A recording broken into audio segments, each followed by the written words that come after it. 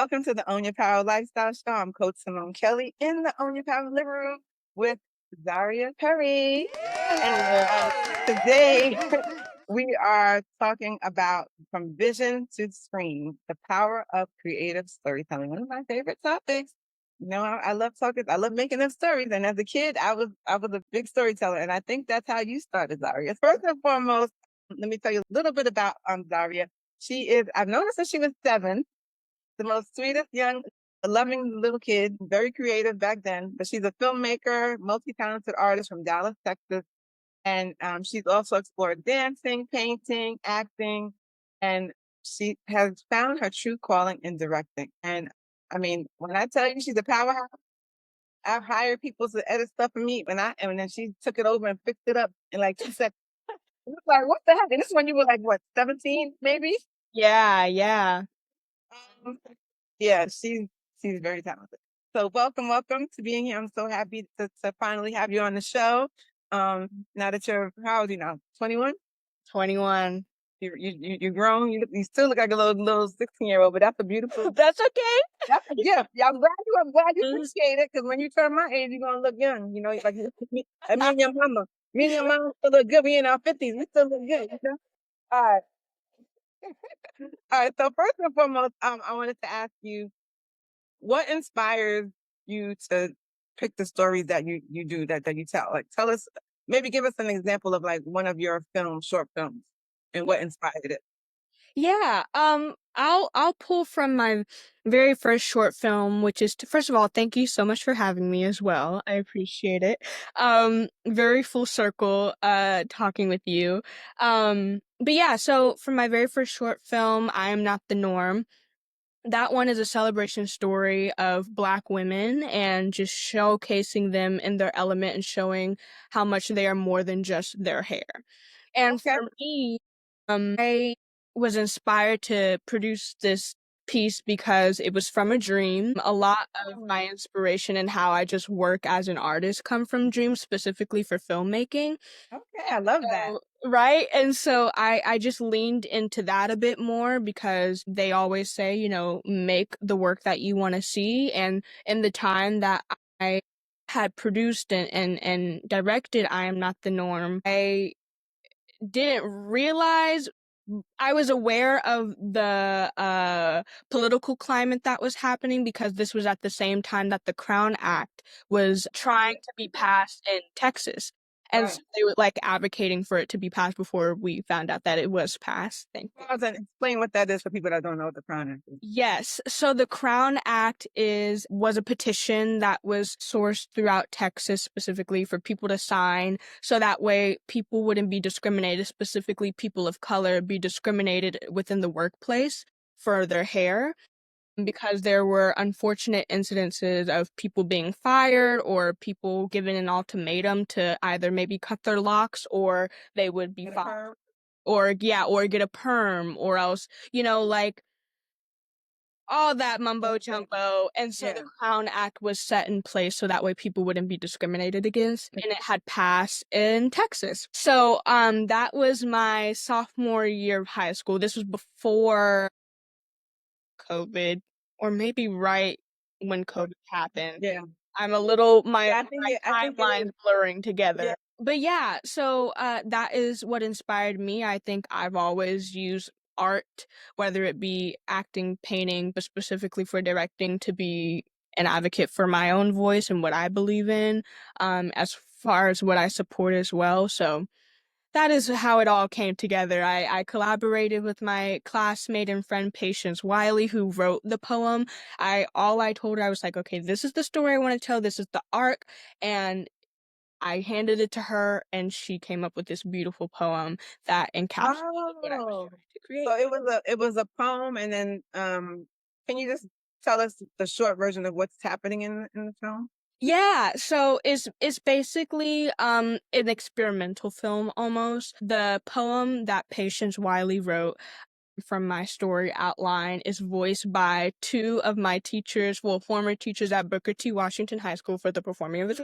My math teacher at the time, Miss Arthur, Shanice Arthur, and she wasn't my teacher, but she was a Black teacher in the music department. Her name is Audra Scott.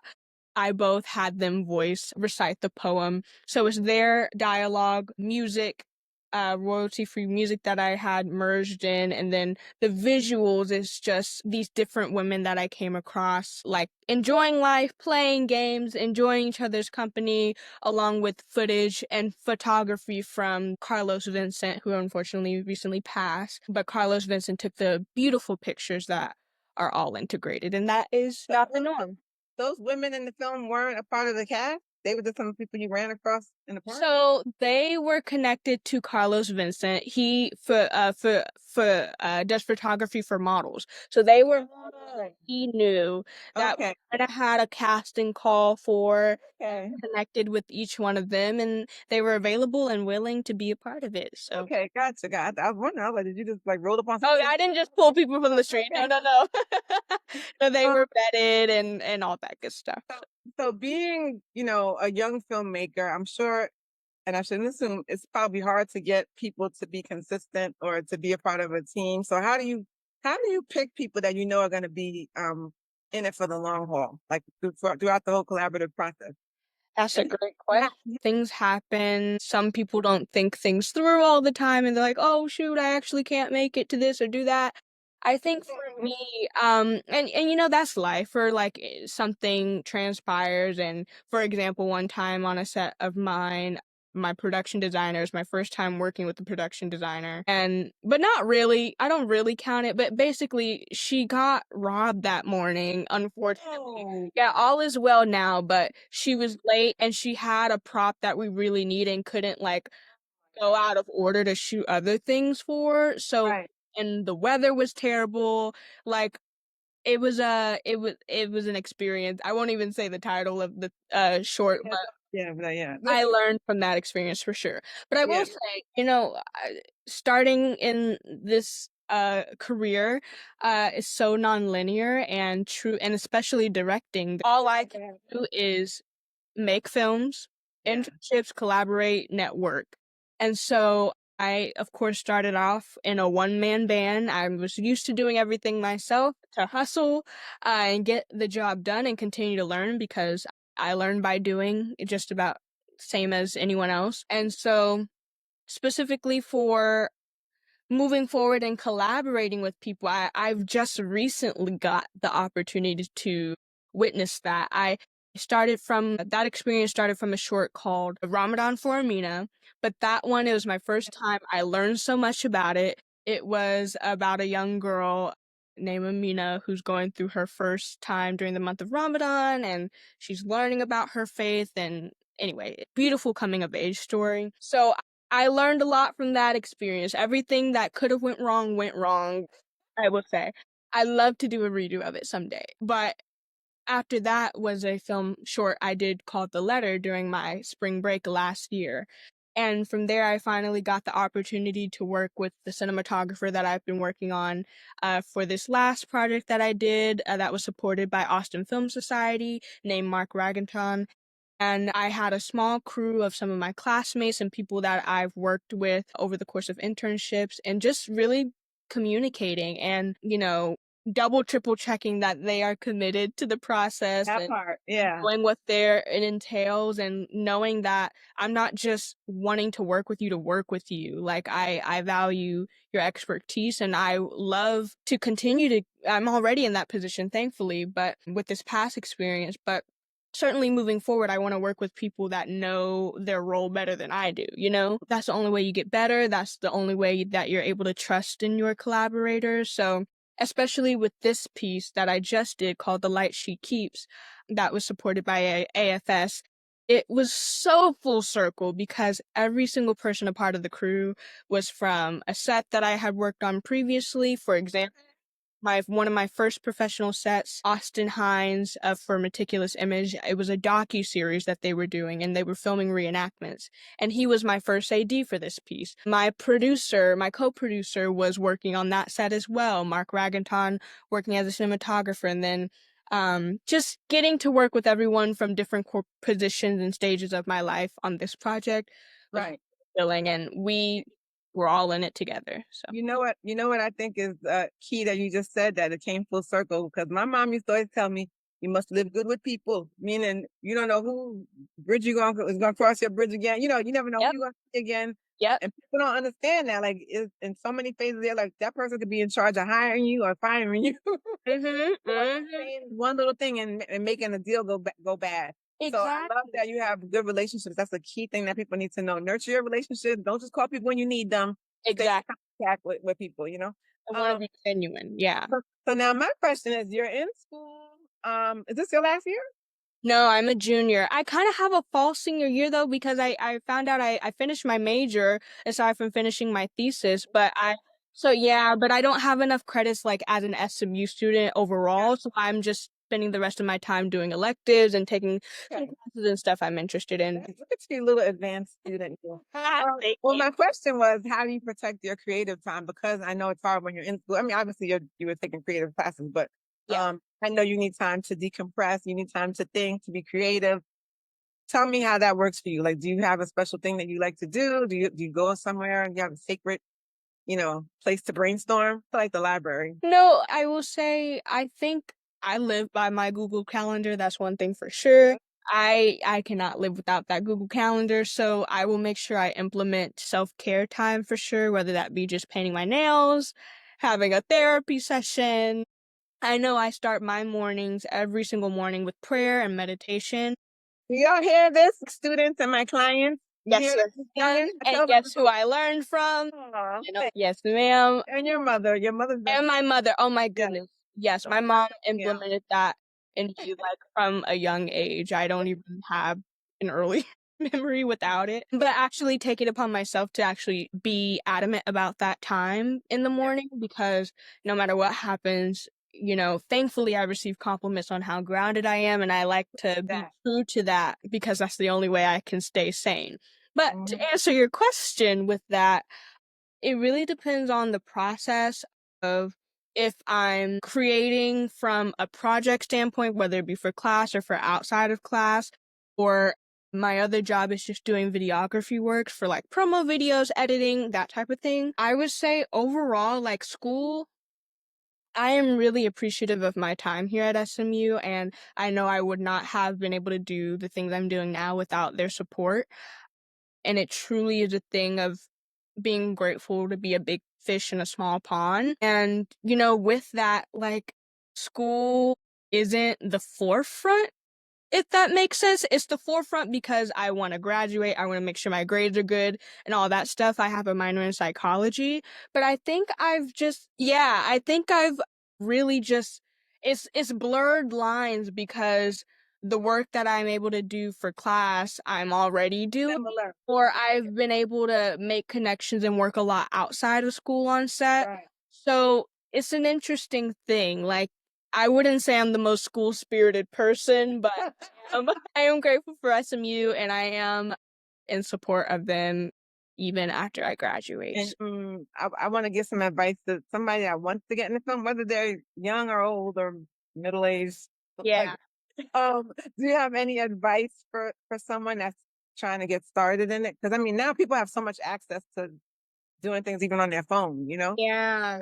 What would you suggest, like, starting point? Well, I started off on my phone. I would say exactly that, starting off with your phone, figuring out what your creative voice is. I have known what my creative voice is, but I think just recently I was able to actually put it in words, if that makes sense.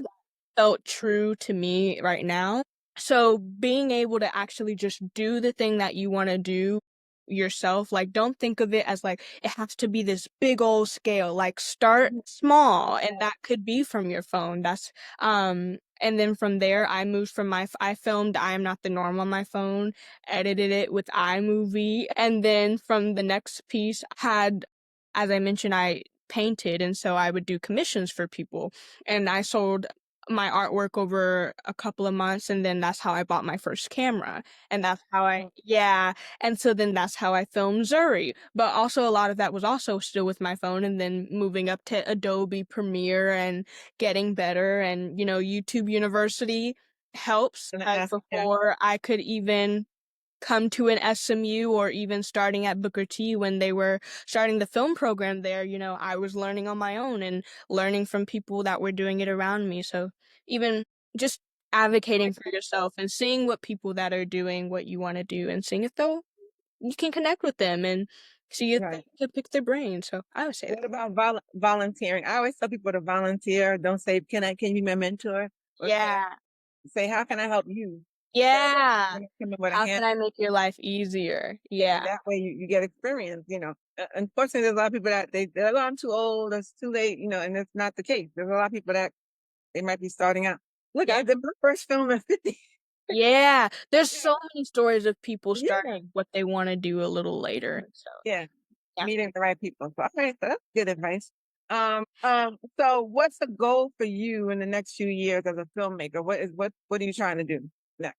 I know you already launched your company, so you have a company, you have your production team and all that, so I'm proud of you. But what else? I would say solidifying that more. We have a DBA in Texas, which is great. But expanding that in itself would be awesome. But I would say what I'm working on right now is gonna give me like a good 2.5, 3 years. Okay. You know, finishing The Light She Keeps, which again is supported by Austin Film Society. That is will be one of my greatest accomplishments. Just Right. Like a full uh, blown. so The Light She Keeps is a short narrative film. It Okay. is uh, uh, a young teenage girl having a conversation with her estranged father over waffles. Yeah, and so I know. And so it's a coming of age short drama narrative piece, and it's supported by Austin Film Society. So they gave money to the production itself, and we finished that end of February, and so now we're in post production. So I would say that would be done this summer is my goal. That way I can submit it to festivals, I was and gonna then ask. that'll have Yeah. its own run, and then finishing my thesis, which is we're going to Baltimore this week for The Little Girl in the White Dress, which is a short documentary, part of a greater piece of a feature documentary about my grandfather, who was a huge part of the expansion of the Nation of Islam and mentored Muhammad Ali and Malcolm X. Okay. And this specifically is highlighting Baltimore and Dallas. So, like I said, we're going to Baltimore this week. So, I would say the next few years, I see myself wrapping those and both of those films having its own life. And my dream and specifically my goal is after those two projects have this festival run, I'll be graduated by then. And so I really want to have a dual screening, since they're short films, a dual screening with all my family, friends, mentors, from Nice. professors, teachers throughout my life to be able to watch it all together. And Well, we're gonna that'll be be I look of course you will be invited. Um and so that is something that is a secret goal of mine. But I just was laughing at myself when I said we will be crying because when I saw yeah, I can see the stage, yeah. remember I was a hot mess. What was Yeah, that it like? was for the Wiz when I was playing Adam Pearl. Yeah, I did not know. I was crying more than my mother. Yeah, but So yeah, talented. I would say that. I was watching because I'm excited for the Oscars tonight. Every time I watch the Oscars reactions to like getting nominated, it makes me cry every time. I just love seeing people happy. So anyway, I digress. Yeah. Well, can we check out some of your films or anything available on YouTube now? Tell us how to get it, and I'll put it in the show notes as well. Yes. So to find some of my past projects, you can go to Vimeo, vimeo.com/Zariyah_P or Zariyah.P. I'll put the Well, link. Don't worry. yeah, but on Vimeo, you can watch some of my films. Follow me on Instagram at Zariyah, ZARIYAH_P, to find my Instagram to stay updated for these next couple of projects. Yeah. Support. And yeah, that's my spiel. And you also have some acting under your belt too. So yeah, you got. Yes, I acted in the narrative short film, so that was crazy directing Oh, it. you did. Okay. All right. I gotta watch Zuri again. I remember I want to watch that again too. So proud of you. Thank you so much for being a guest on Your Power radio show. And I'm looking forward to seeing more about you. I'll see you on TV and bragging. Well, that'll be exciting. Thank Coming. you for having me. Yeah. All right. Well, keep it locked on Your Power Radio and On Your Power TV. We have more coming up. Remember, anything you want is attainable. Own your power.